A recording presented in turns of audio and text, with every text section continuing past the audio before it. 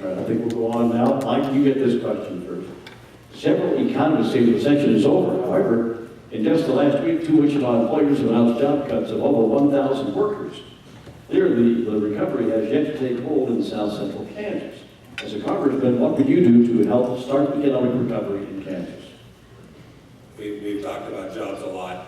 It is certainly the case that as I talk to construction companies and folks who sort of are at the front end when things begin to pick up, real estate agents, we've not seen an end to anything but a mathematical end to the recession here in the 4th District of Kansas. The solution is less federal government, less attempts to take money from one group and stimulate some other industry. We see what happens. We had a president who got every piece of legislation he wanted on the stimulus bill and promised us unemployment across the nation would stay under 8%. Well, effective unemployment in this district today is at least in double digits. And if you count folks who've given up or folks who are making less money than they made and they're working 40 hours instead of the 60 hours they used to get from overtime, we are not through the woods yet. More government, bigger government, more of the same Obama-Pelosi agenda is not going to be the solution to bring the 4th District of Kansas out of the deep challenges that we face today. Raj, as a congressman, what would you do to help start economic recovery in Kansas? Absolutely everything I can. And I will tell you that we do have this fundamental difference on how we can create jobs. My opponent has said repeatedly, he said it again today, that he doesn't think it's his job to bring jobs back to Kansas. Let me give you an example.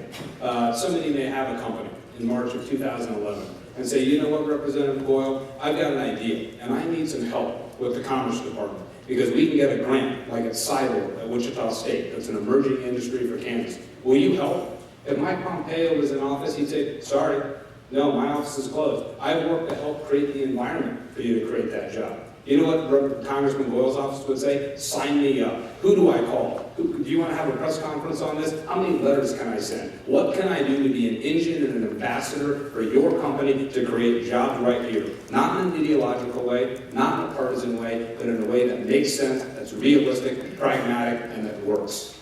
Mike, would you like to do any more? I would. I am certainly game for helping every one of you succeed.